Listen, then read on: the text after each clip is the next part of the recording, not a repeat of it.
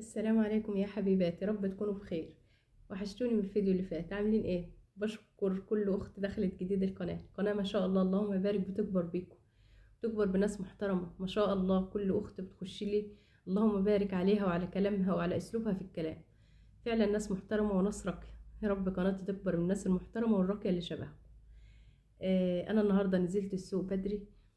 انا بنزل السوق يا بنات، بحس ان اما بنزل السوق اجيب حاجتي على بعضها بحس ان في بركه في البيت. اما بجيب بالكيلو او ابعت ابني يجيب لي بالحاجه بالكيلو كده ما بحسش باي بركه. احنا عندنا السوق يا بنات بيبقى يومين في الاسبوع، الاثنين والتلات، بس انا بنزل التلات علشان الاثنين ببقى صايمه يعني. بنزل التلات الظهر، فبتبقى الناس بتلم في الحاجه بتاعتها، فبتبقى الحاجه ارخص شويه، وبتبقى ما شاء الله اللهم بارك زي ما انتم شايفين. جبت الخيار الكيلو ب20، كان يوم الاثنين ويوم التلات الصبح يعني، كانت خالتي راحت السوق قالت لي الكيلو ب25. وجبت ده الخيار الكيلو ب20، وجبت الجزر الكيلو ونص ب10، وجبت بسلة اللهم بارك جبت كيلو كان ب20. ما شاء الله كانت يعني مسكرة بنات جميلة ما شاء الله. يعني أنا عيالي داخلين طالعين على التلاجة كده اللهم بارك، اللي هم كلوها خضرة. يعني أنا حاجة هطبخ ايه مش عارفة. جبت كمان ايه يا بنات، جبت طماطم. انا جبت لا والبصل، جبت البصل الاتنين كيلو الاتنين كيلو الا ربع ب10. بجيب البصل يا بنات مقاسات صغير وكبير ومتوسط. يعني الصغيرة خالص عشان ما ارميش نصها او احط نصها في الفريزر وارجع ادور عليه، لا بجيب الصغيرة ما اعمل طبق فول. يعني احطها على سلطة.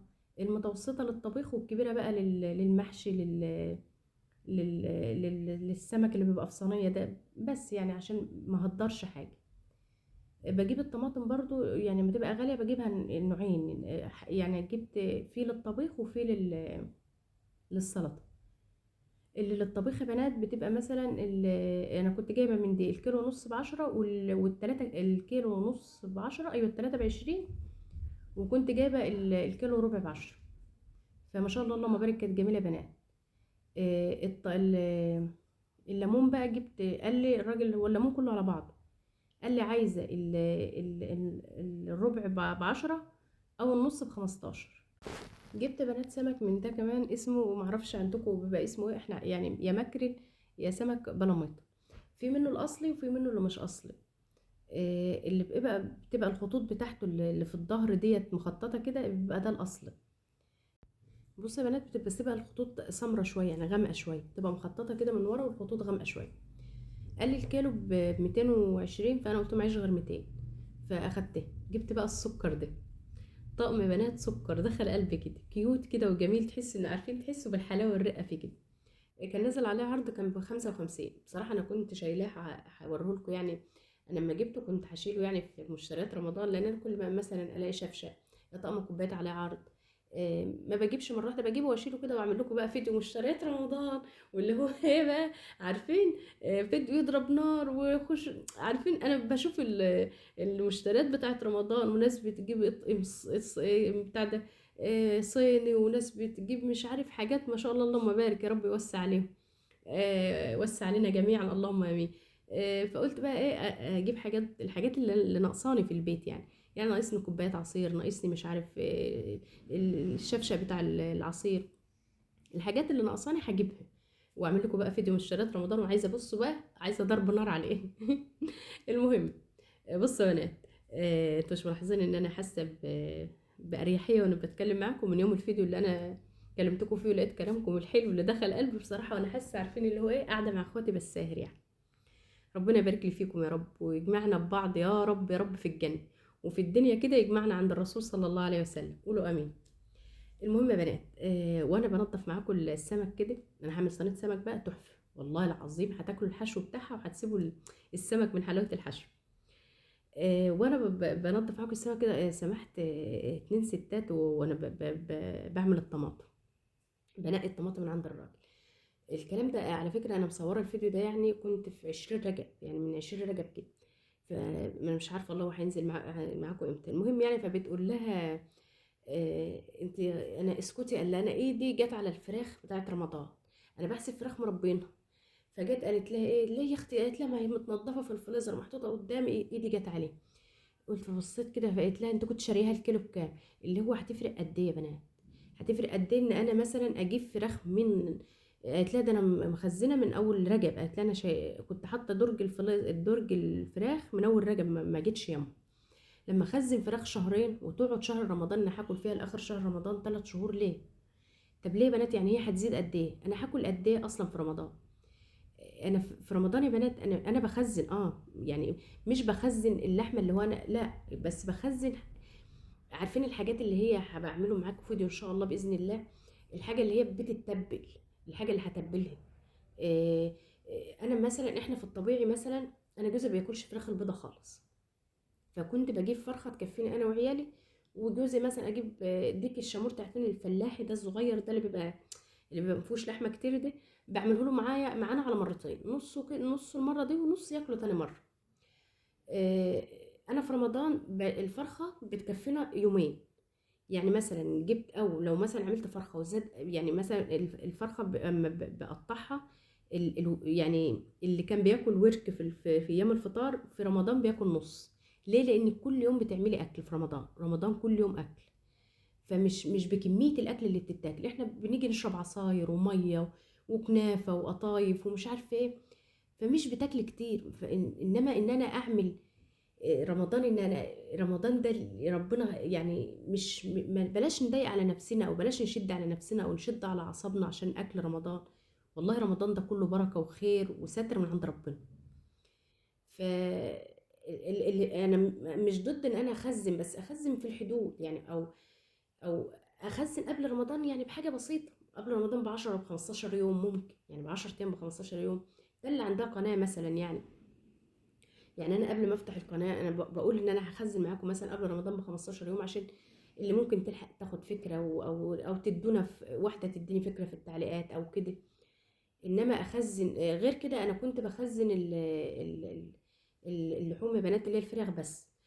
كنت بخزنها قبل رمضان بيومين، قبل رمضان بيومين اخزنها واحطها في الفريزر، اتبل بقى اللي هتبله واقطع اللي اقطعه كده.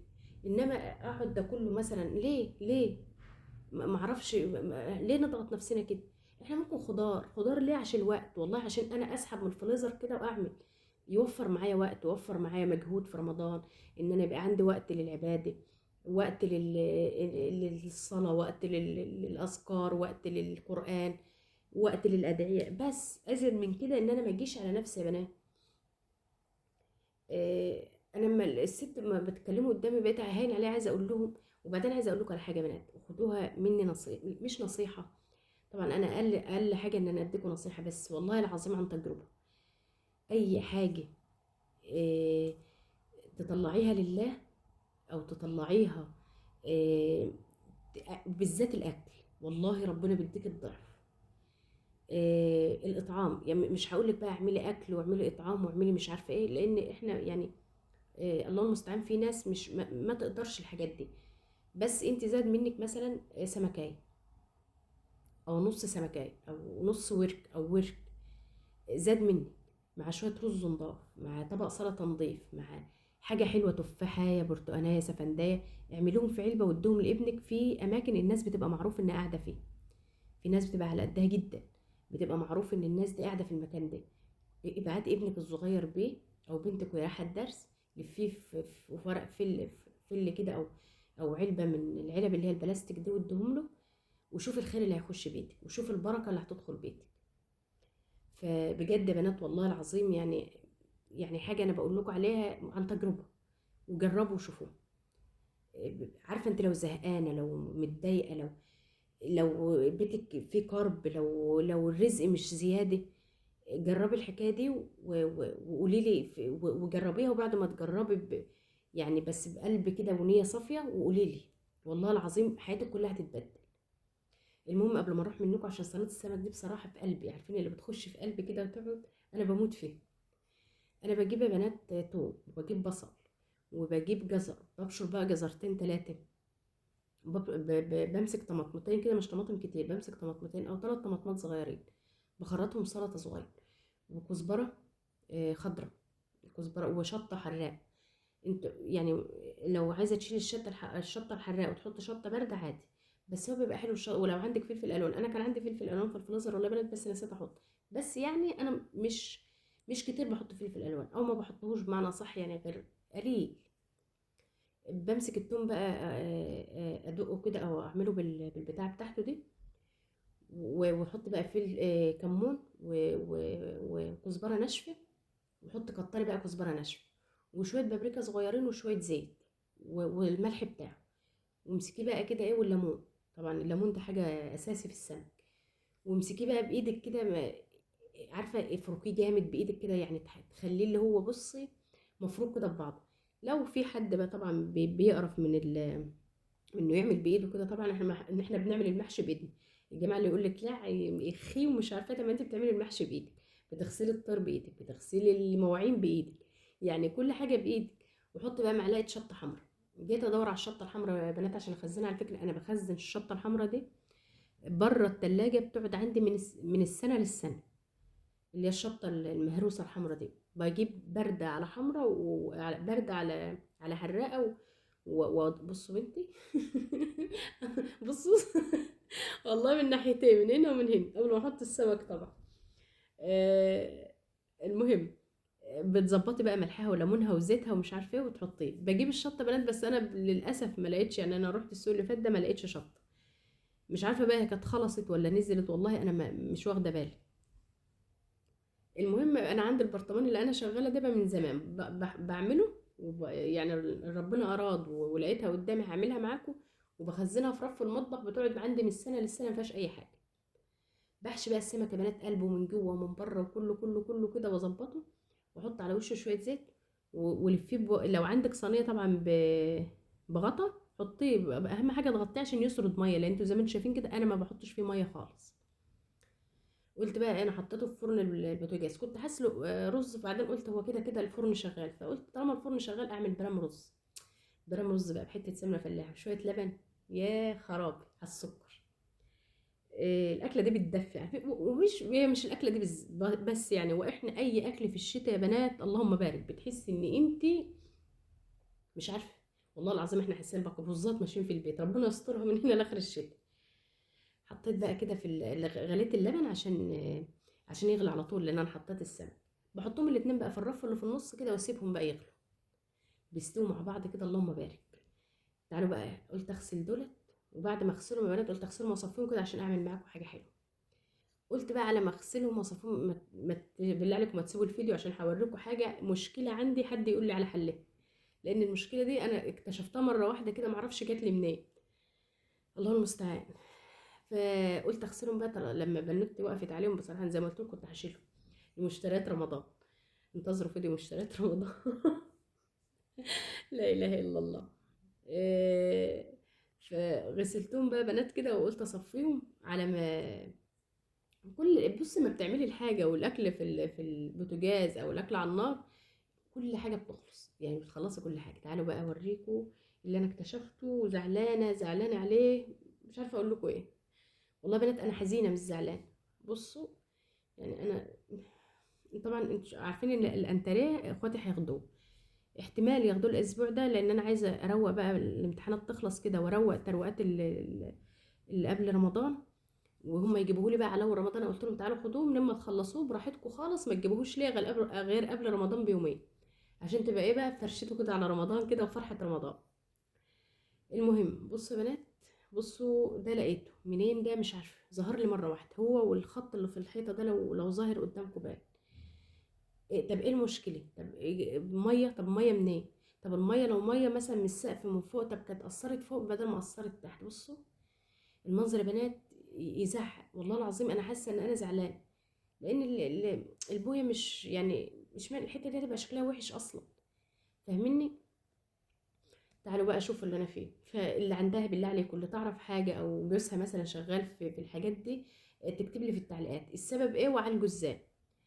الحاج فرخ بتاع ابني، ده حسيته سقعان، فقلت لامي مش مبطل صوصو، فجت قالت لي لا ده عايز لمبه تتحط فيه من تحت كده، وحط له الاكل. جوزي شحت لي التبن بتاع الغله ده، شحت لي شويه بتاع ده فرشه تحته، وجبت له بتاع البادي بتاع الفراخ، جه قال لي لا ده جوزي قال لي لا ده بياكل بيض، سلقنا له بيض وقاعد زعلان زي ما انتم شايفين كده.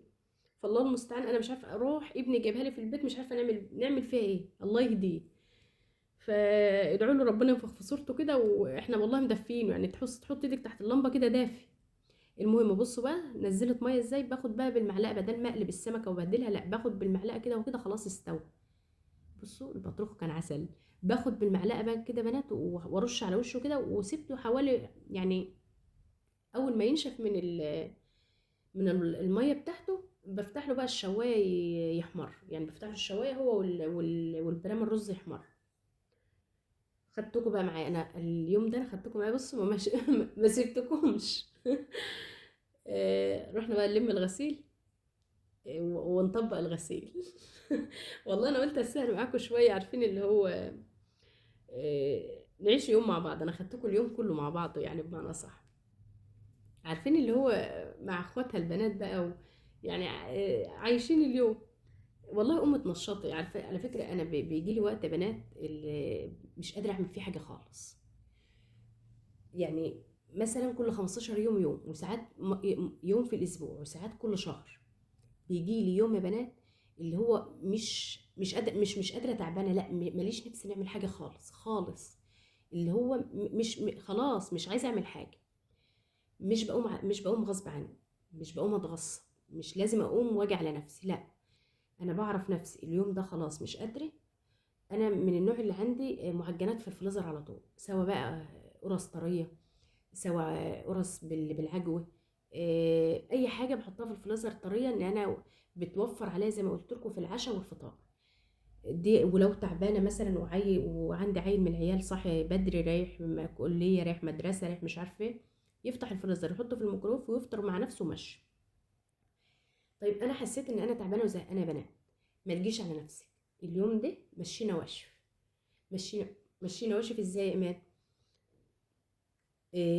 لو عندك تونه بطاطس محمره جبنه، حمري بيضتين، إيه حمري قرنين شطه، سلطه، واتغدى. ده هتقومي تعمليه امتى؟ قبل يعني ساعة ما خلاص الوجبة الرئيسية بتاعتي دي، ان انا مثلا الساعة 4 الساعة 3 بنقوم اعمل الوجبة دي. غير كده يقعد في الصالة، تحت الغطا، قاعدة في الصالة كده، ما اقومش من مكاني غير للفرد بس، والله العظيم يا بنات. حتى الشقة ما بروقهاش. جالك ضيف يا ايمان فجأة يجي على عيني وعلى راسي، الريسبشن نضيف. الضيف اللي بيجيلي الريسبشن بتاعي دايما نضيف، لاي ضيف يجيلي، لان لازم يبقى عندي مكان في البيت، المكان ده نضيف لاي ضيف، يعني المكان ده ما يبقاش مكركب، ما يبقاش متحروس، لاي ضيف يجي لي مره واحده كده، لا المكان ده يبقى نضيف. اليوم ده يا بنات اما باخد اليوم اللي هو الراحه ده، واحس ان انا خلاص كده غيرت، عارفين المود بتاعي. اي حد من ولادي بقى عايز حاجه، المطبخ عندك جوه. وعن شرط يعني لو واحد مثلا ممكن يعمل شاي مش عارف بقرصة، شاي مش عارف بايه، يحط كوباية الشاي بتاعته يحطها في غسالة الأطباق. أنا اليوم ده مش داخلة المطبخ غير النص ساعة اللي هعمل فيهم بس الأكلة النواشف دي. أو لو عندي أكل زايد من تاني يوم، أو مثلا أكل زايد بحطه في الفريزر، يعني مثلا أنا كنت طابخة مثلا بامية النهاردة وزاد عندي بامية، بحط بقيتها في علبة أو في كيس وأحطها في الفريزر. اليوم زي ده ما تجيش على نفسك، مهما حصل ما تجيش على نفسك. عارفه انت لو كملت بضغط اليوم ده وضغطت نفسك لتاني يوم وتالت يوم ورابع يوم، لا، عارفه اللي هو هتفصلي، مش هتكملي. انما اليوم اللي هيفصلك عن العالم عارفين انا ساعات اليوم ده باخده فين يا بنات؟ والله العظيم باخده في اوضه النوم بتاعتي. بقعد في الاوضه وقافله على نفسي وقاعده مع نفسي كده، اقرا في المصحف شويه، الراديو شغال جنبي شويه، التليفون. عارفين اللي هو يوم اللي هو يوم اللي دماغي مرتاح، دماغي فاصله. فانا بعرف نفسي ساعه ما بحس ان انا فصلت خلاص. انا عايزه بس اقول لكم، اطلع من الحته دي واقول لكم مين فيكم عنده شرابات زي حالاتي وبتروح فين؟ فرد الشرابات بتروح فين؟ حد يقول لي فرد الشرابات بتروح فين؟ اقسم بالله انا جوزي قعد 3 اسابيع او 4 اسابيع، كل اسبوع يا حبيبي يعدي على الراجل يجيب منه ال3 شرابات اللي هم بيبقوا في بتاع دي، ويقول لي انا نفسي اجي البس، الاقي كل شراب مع اخوه. بصوا انا فتحتهم كده اعملهم، اتخنقت منهم، عبيتهم كلهم تاني مره واحده. والله العظيم يا بنات مش لاقيه الشرابات، في حاجه غلط في الشرابات. المهم يا بنات، فاللي تعرف حاجه للشرابات تقول لي بصراحه، لان انا والله العظيم يعني انا غسلت فوق اوتوماتيك، بقول لهم كده بيتبلعوا بروحوا فين. وعندي كميه فرد شرابات مش لاقي لها اخوات، مش عارفه. فالله المستعان. المهم الاكل هنا كان استوى بقى خلاص. طبقت الهدوم وخلصتهم كده بقى. انا ما بعرفش اطبق هدوم وانا قاعده، يعني بشوف ناس عندي سلايف يعني تقعد كده وتحط الهدوم وتطبق وهي قاعده، وما بعرفش غير وانا واقفه على رجلي اطبق الهدوم واخلصهم. واغلبيه شغل على فكره بعمله وانا واقف. يعني انا في واحده متابعه من متابعينا الله يكرمها ويبارك لها يا رب، قالت لي ما تعمليش المحشي وانتوا، انا اغلبيه وقتي بعمل محشي وانا واقفه والله. لو قعدت بحس ان انا تنحت خلاص، مش قادره اقوم تاني. المهم خلصت بقى الاكل. والله العظيم يا بنات الحشوه بتاعت السمك بس كده توديكي في حته تانية، مع شويه رز سخنين وشويه سلطه وشويه مخلل، بألف هنا وشفا يا رب. جربوا السمك الماكريل او البلاميطه بالطريقه دي، والله هيعجبكم. المهم اكمل لكم اللي قلت لكم عليه. فما تجيش يا بنات على نفسك، يعني انت لما تاخدي قسط من الراحه وترجعي هترجعي بنشاط. ممكن تطلعي بقى الشارع. يعني انا فاكرين انا كنت منزله لكم فيديو مره، كنت زهقان. عارفين لما بزهق برضو بروح المكان اللي فيه زرع واشوف الزرع واقعد كده في الزرع وابص عليه، بحس ان انا خدت قسط راحه غريب. يعني انا الزرع عندي ده يعني عارفين، بحس ان انا ارتحت ما بشوف، او ارتحت ما بعدت عن عارفين اللي هو ده وش العيال وش البيت والمسؤوليه. يعني انا اليوم اللي باخد فيه قسط وباخد فيه قسط من الراحه كده بحس ان انا عارفين اليوم اللي بحس فيه ان انا ما فيش مسؤوليه علي برتاح. باجي تاني يوم خلاص جددت نشاطي وجددت الطاقه بتاعتي وخدت خلاص كده قسط كده، بحس ان انا طلعت من المود خلاص. فجربوها يا بنات. انا سمعت في ناس بيعملوا مثلا يوم الجمعة، بس انا ما بعرفش اعمل يوم محدد، ما بعرفش. يعني مش بس بعمل يوم في الاسبوع، لا ما بعرفش. انا ممكن تجيلي الحالة دي كل 15 يوم، ممكن تجيلي كل شهر، ممكن تجيلي كل 10 ايام، ممكن تجيلي كل اسبوع. يعني ملهاش وقت محدد، بس رقم اول ما بتيجي خلاص بفصل. هنا بقى عشان ما نتوهش من بعض، غسلت عارفين كوبايه الشاي الصغيره مش الكبيره، غسلت كوبايه الا ربع منها رز. بغسله بنات والله بيبقى تحفه. الرز بلبن ده في قلب ده بيخش بقى يزغزغ في قلبي كده. غسلت شويه رز وحطيتهم وحطيت عليهم ميه كتير على فكره، انا زودتهم ميه كمان. اهم حاجه يطيب يطيب يتهري، يبقى طيب طيب يا بنات جامد. بعد ما بيطيب حلو كده بنزل عليه باللبن، وبعد اللبن وخلاص بقى حسيت انه خد شويه في اللبن كده، وبحط له السكر بتاعه تمام. بنزل عليه بمعلقتين نشا كبار في شويه ميه، وبنزل بكريم شانتيه. يعني الكريم شانتيه ده بصراحه بيخليه دسم كده. لو عندك لبن بودره برضو حط، ده اللي بيخليه على فكره يعمل كشكشه والوش اللي هو الحلو بتاع المحلات ده. عبيته بقى في الكويتات بتوعي دول، واللهم صل على سيدنا محمد، وحطيته وسبته بتسيبيه لما يبرد خالص، وغطيه بقى. اهم حاجه تغطيه بستريتش راب ده بكياس تلاجة بأي حاجة. المهم تغطيه. لو كياس تلاجة وقطعت الكيس اتنين كده بيغطيها يعني. أي حاجة عندك المهم تغطيه بس بعد ما يبرد خلاص. برد كده وغطيتيه حطيه بقى في التلاجة لتاني يوم اللي بعدها بساعتين. يعني ما تزوديش الوقت. انا بصراحة عيالي يعني كانوا منه يوميها وانا تاني يوم فطرت منه، لان ده كان في اخر النهار يعني هم اتعشوا بيه. بصوا بقى، بصوا الحلاوة، بصوا الكشكشة. والله يا بنات كان اللهم بارك. جربوه والله يعني ما شاء الله عليه. ما تنسوش بقى اللي وصل للفيديو لحد هنا ينزل يصلي على الرسول صلى الله عليه وسلم. ولو عندها اي معلومه اي حاجه تذكرنا بربنا تقولها في الكومنتات، نشد ببعض كده للجنه ان شاء الله. وهتوحشوني ويا رب كده اشوفكم على خير، وهتوحشوني الفيديو الجاي، ومع السلامه.